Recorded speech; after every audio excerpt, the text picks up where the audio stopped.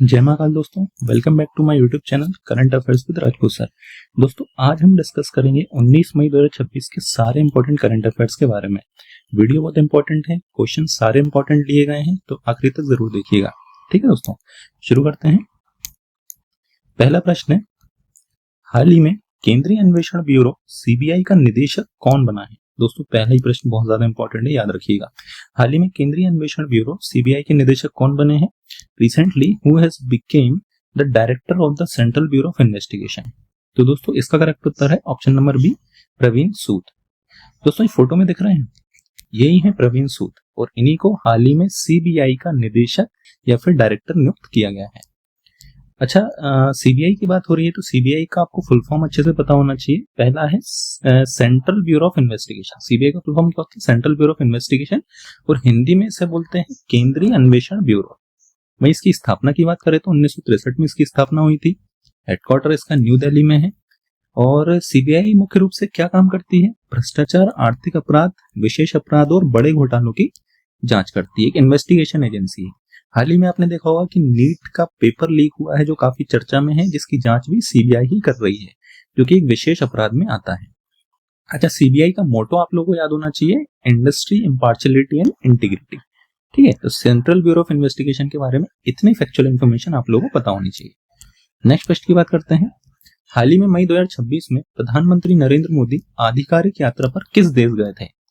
Recently in May 2026, Prime Minister Narendra Modi visited which country on an official tour? तो दोस्तों इसका correct उत्तर है नेदरलैंड। हाल ही में प्रधानमंत्री नरेंद्र मोदी जी का नेदरलैंड दौरा हुआ है। अच्छा, कब से कब तक गए हैं ये? 16-17 मई, 2 दिन का इनका दौरा था नेदरलैंड के लिए, जिसमें काफी सारे समझौते हुए हैं। जिसमें मुख्य समझौते की यदि बात करें जो एग्जाम पॉइंट ऑफ व्यू से इंपॉर्टेंट है, पहला समझौता था भारत नेदरलैंड के बीच में कृषि और डेयरी क्षेत्र में। ठीक है, कृषि डेयरी क्षेत्र में सहयोग को मजबूत करने पर सहमति जताई है। नेक्स्ट बात करते हैं पश्चिमी त्रिपुरा। त्रिपुरा जो का भारत का राज्य है, यहाँ पर Indo Dutch flower centre of excellence स्थापित किया जाएगा। वहीं बेंगलुरु में Indo Dutch dairy training centre of excellence, जहां पर डेयरी प्रोडक्ट से रिलेटेड जो ट्रेनिंग्स होगी उसका सेंटर ऑफ एक्सीलेंस स्थापित करने का निर्णय लिया गया है। अच्छा, और क्या उद्देश्य था इसका? उन्नत कृषि तकनीक, नवाचार, कौशल विकास और फ्लोरिकल्चर क्षेत्र। ठीक है, इन सब क्षेत्रों में विशेष एमओयू साइन हुए हैं। नेक्स्ट, अच्छा देखिए, नेदरलैंड की बात हो रही है तो नेदरलैंड में कुछ आपको चीजें पता होनी चाहिए, इंपॉर्टेंट फैक्ट्स जो कि एग्जाम में डायरेक्ट पूछे जाते हैं। जैसे नेदरलैंड की कैपिटल एम्स्टर्डम, डायरेक्ट क्वेश्चन आता है। करेंसी याद होना चाहिए, करेंसी इसकी यूरो है। आधिकारिक भाषा डच। ठीक है, प्रधानमंत्री कौन है नेदरलैंड के? डिक स्कूफ। कौन है? डिक स्कूफ। वहीं प्रसिद्ध उपनाम है नेदरलैंड का, एक तो लैंड ऑफ विंडमिल्स। विंडमिल्स की अधिकता होने के कारण इसे लैंड ऑफ विंडमिल्स भी कहा जाता है। साथ ही नेदरलैंड का दूसरा नाम हॉलैंड भी है। क्या? हॉलैंड। अंतरराष्ट्रीय न्यायालय या इंटरनेशनल कोर्ट ऑफ जस्टिस का हेडक्वार्टर भी है यहाँ पर। कहां पर? द हॉग में। और नेदरलैंड यूरोपियन संघ यूरोपियन यूनियन की बात करें या North Atlantic treaty organisation NATO का भी मेंबर है। ठीक है, यूनाइटेड नेशंस का मेंबर है, इन सभी का मेंबर। तो नेदरलैंड एक प्रमुख कंट्री है जहां पर प्रधानमंत्री नरेंद्र मोदी जी का दौरा हुआ था और काफी मुख्य समझौते हुए हैं। तो नेदरलैंड के बारे में इतने इंपॉर्टेंट फैक्ट्स आप लोग याद रखिएगा। नेक्स्ट पेज की बात करते हैं। विश्व दूरसंचार और सूचना समाज दिवस 2026 कब मनाया गया? When is world telecommunication and information society day 2026 observe? So it is observed on 17th of May. प्रत्येक वर्ष 17 मई को world telecommunication and information society day मनाया जाता है। दोस्तों डेज आपको सारे याद होना चाहिए। अभी मैं डेज की भी वीडियो बनाऊंगा, कंप्लीट डेज की वीडियो बनाऊंगा जो अपलोड करूंगा मई में, जो भी इंपॉर्टेंट डेज हुए थे। कौन से माह में? मई माह में। वो सारे हम डिस्कस करेंगे। ठीक है, तो इस टाइप की वीडियो देखने के लिए चैनल सब्सक्राइब जरूर कर लीजिएगा, है ना। देखिए, world telecommunication and information society day मनाया गया है। कब मनाया गया है? ये एक्चुअली 17 मई को। ठीक है, वहीं इस वर्ष की थीम आपको पता होनी चाहिए। थीम सारे डेज की आपको याद होनी चाहिए। 2026 में इसकी थीम क्या थी? Digital lifelines strengthening resilience in a connected world. फिर से रिपीट करूंगा, digital lifelines strengthening resilience in a connected world. वहीं इस दिवस का उद्देश्य जो था, क्यों उद्देश्य? सूचना एवं संचार प्रौद्योगिकी या इंफॉर्मेशन एंड कम्युनिकेशन टेक्नोलॉजी ठीक है। इंफॉर्मेशन एंड कम्युनिकेशन टेक्नोलॉजी, ये किस चीज के लिए है? देखो बेसिकली जो भी हम डिजिटल के माध्यम से टेली कम्युनिकेशन या फिर बातचीत वगैरह कर रहे हैं, आपस में सूचना आदान प्रदान हो रही है जिस भी माध्यम से, उसी को जो है आईसीटी, मतलब आईसीटी के माध्यम से ही पॉसिबल हो पाती है। जैसे कि मोबाइल फोन से हम आसानी से एक दूसरे से बात कर लेते हैं, तो ये आईसीटी के माध्यम से होती है। यही सारे उदाहरण है। इंटरनेट हो गया, आजकल सोशल मीडिया हो गई, जैसे व्हाट्सएप हो गया, फेसबुक हो गया, इस टाइप की जो भी टेलीकम्युनिकेशन चीज है जिसमें सूचना का आदान प्रदान हो जाता है, ये सब आईसीटी के अंतर्गत आता है ना। अच्छा, ये डे क्यों मनाया जाता है? इंटरनेशनल टेलीकम्युनिकेशन यूनियन की स्थापना हुई थी। ठीक है, देखिए इंटरनेट हो गया या जो भी टेलीकम्युनिकेशन रिलेटेड पॉलिसी होती थी, वो ये विभाग बनाता था। कौन सा? International telecommunication union. इसकी स्थापना 1865 में की गई थी, है ना। और पहली बार ये दिवस कब मनाया गया था? 1969 में, है ना। तो इतने फैक्ट्स आप लोग को याद रखना है। नेक्स्ट फैक्ट की बात करते हैं।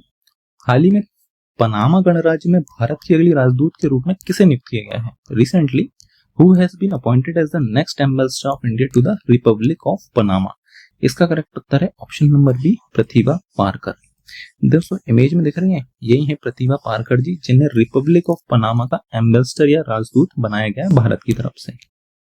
अच्छा, देखिए पनामा की बात हो रही है, तो पनामा जो है सेंट्रल अमेरिका में स्थित एक कंट्री है जो जिसकी राजधानी क्या है? Panama city. राजधानी आप लोग याद रखिएगा, पनामा सिटी, है ना। पनामा और पनामा कैनाल नहर के लिए भी फेमस है, जो कि अटलांटिक ओशियन और पैसिफिक ओशियन, अटलांटिक महासागर और प्रशांत महासागर, इन दोनों को जोड़ती है। ठीक है। अच्छा, आधिकारिक मुद्रा या करेंसी की बात हुई तो बल्बोआ, है ना। पनामा की जो आधिकारिक मुद्रा या ऑफिशियल करेंसी है वो है बल्बोआ। और पनामा का आधिकारिक भाषा की बात करें तो स्पेनिश चलती है यहाँ पे। कौन सी चलती है? स्पेनिश। तो पनामा के बारे में इतनी चीजें याद रखिएगा।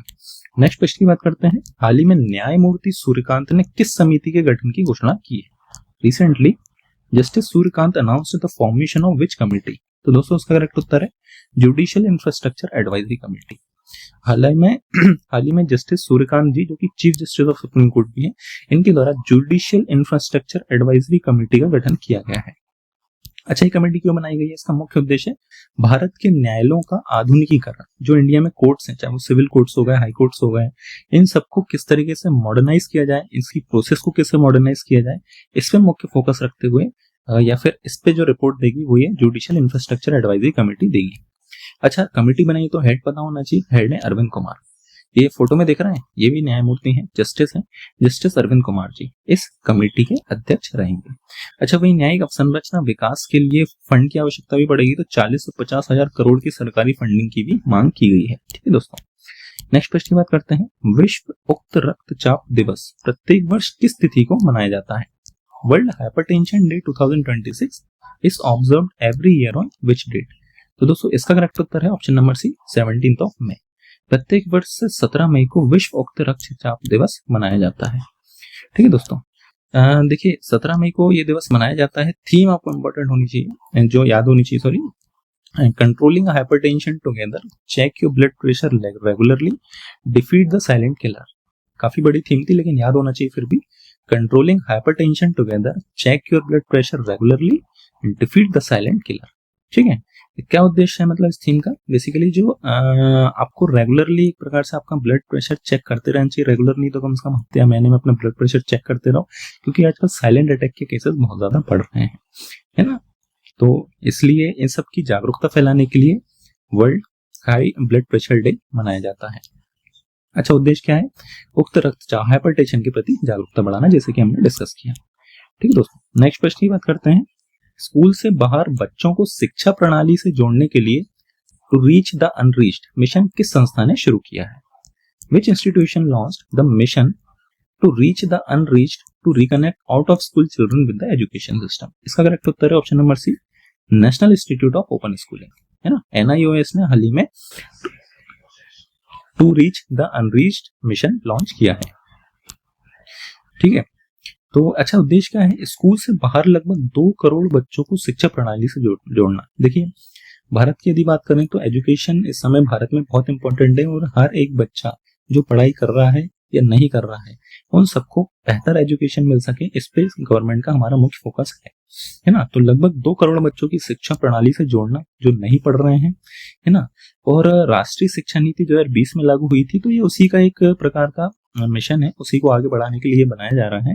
विकसित भारत 2047 जो नरेंद्र मोदी जी बात करते रहते हैं, डेवलप्ड इंडिया 2047 की, उसके अंतर्गत ये पहल स्टार्ट की गई है, जिसमें बच्चों को शिक्षा, कौशल विकास और बेहतर भविष्य के अवसर प्रदान करना इसका मुख्य उद्देश्य है। नेक्स्ट क्वेश्चन की बात करते हैं दोस्तों, है ना, ये भी इंपॉर्टेंट है। कोको गॉफ को हराकर इटालियन ओपन 2026 का महिला एकल खिताब किसने जीता है? Who won the women's singles title at the Italian Open 2026 by defeating Coco Gauff? तो दोस्तों इसका करेक्ट उत्तर ऑप्शन सी, एलिना स्वितोलिना। ठीक है, एलिना स्वितोलिना, ये पिक्चर में दिख रहा है, यही है एलिना स्वितोलिना। इन्होंने कोको गॉफ को हराकर इटालियन ओपन 2026 में खिताब जीत लिया है। ठीक है दोस्तों, नेक्स्ट क्वेश्चन की बात करते हैं। मई 2026 में 32वीं बार माउंट एवरेस्ट पर चढ़कर इतिहास किसने रचा? दोस्तों क्वेश्चन मोस्ट इंपॉर्टेंट है, याद रखिएगा, है ना। Who created history by climbing Mount Everest for a record 32 time in May 2026, है ना। तो इसका करेक्ट उत्तर है ऑप्शन नंबर सी, कमी रीता शेरपा। कमी रीता शेरपा, ठीक है, कमी रीता शेरपा जी, जिन्होंने हाल ही में 32वीं बार माउंट एवरेस्ट पर चढ़कर इतिहास रच दिया है। इतनी बार माउंट एवरेस्ट पर अभी तक कोई नहीं चढ़ा है, कोई भी माउंटेनियर नहीं चढ़ा है। ठीक है दोस्तों, वहीं 17 मई को 32वीं बार माउंट एवरेस्ट पर चढ़े हैं ये, और सबसे अधिक बार माउंट एवरेस्ट पर चढ़ने वाले ये पहले इंसान बन गए हैं। क्या नाम है इनका? कामी रीता शेरपा। नेपाल से बिलोंग करते हैं, नेपाल के सोलू खुम्बू जिले से। ठीक है, अच्छा, इन्होंने अपना करियर कब से स्टार्ट किया था? 1992 से अपना करियर स्टार्ट किया था। वहीं 1994 में पहली बार माउंट एवरेस्ट की चोटी पर पहली बार चढ़े थे, और लास्ट इनका रिकॉर्ड था 27 मई 2025 का, जब ये 31वीं बार माउंट एवरेस्ट पर चढ़े थे। और हाल ही में इन्होंने 32वीं बार माउंट एवरेस्ट पर चढ़कर सबसे ज्यादा बार माउंट एवरेस्ट फतेह करने का रिकॉर्ड बना लिया है। ठीक है दोस्तों, नेक्स्ट क्वेश्चन की बात करते हैं। एशियाई भारोत्तोलन चैंपियनशिप 2026 में महिला 77 किलोग्राम वर्ग में संजना ने कितने कांस्य पदक जीते हैं? How many bronze medals did Sanjana win at the Asian Weightlifting Championships 2026 in the women 77 kg category? इसका करेक्ट उत्तर है ऑप्शन नंबर सी, 3। ठीक है, ये पिक्चर में दिख रही है, यही है संजना जी, और इन्होंने एशियन वेटलिफ्टिंग चैंपियनशिप में 77 kg कैटेगरी में 3 ब्रॉन्ज मेडल जीते हैं। ठीक है, अच्छा, इसका आयोजन कहाँ हो रहा है? जैसे कि हमने पिछली वीडियोस में भी बात करी थी, Gandhinagar Gujarat. Asian weightlifting championship का आयोजन गांधीनगर गुजरात में हो रहा है। 77 kg में 3 कांस्य पदक जीतने वाली महिला बन गई है संजना जी, है ना। इन्होंने 96 kg, 124 kg इस स्पर्धा में जो है ब्रॉन्ज मेडल जीता है। टोटल वेट इनका 220 kg इन्होंने लिफ्ट किया था, है ना, जिसमें से स्नैच हो गई, क्लीन एड हो गए, जैकी, और ओवरऑल टोटल इन तीनों श्रेणियों में इन्होंने ब्रॉन्ज मेडल जीता है। किसने? संजना ने, याद रखिएगा, संजना ने। और ये प्रतिस्पर्धा कहाँ हुई है? एशियन भारोत्तोलन चैंपियनशिप या एशियन वेट लिफ्टिंग चैंपियनशिप, ये हुई गांधीनगर गुजरात में। ठीक है दोस्तों, नेक्स्ट क्वेश्चन की बात करते हैं। हाल ही में 2 AI आधारित मौसम पूर्वानुमान उत्पाद किस संगठन ने लॉन्च किए हैं? Recently which organisation launch 2 AI based weather forecasting products? इसका करेक्ट उत्तर option number B, India meteorological department. हाल ही में इंडियन मेट्रोलॉजिकल डिपार्टमेंट, जो कि विशेषता मानसून की तरफ ही मानसून के में क्या बेहतर किया जा सके उसी की पॉलिसी पे बात करता है, इसी ने ही AI आर्टिफिशियल इंटेलिजेंस आधारित मौसम पूर्वानुमान या AI based weather forecasting product launch किया है। तो ये थी सारी इंपॉर्टेंट क्वेश्चंस 19 मई 2026 की। वीडियो अच्छी लगी है तो लाइक, सब्सक्राइब और शेयर करना ना भूलें।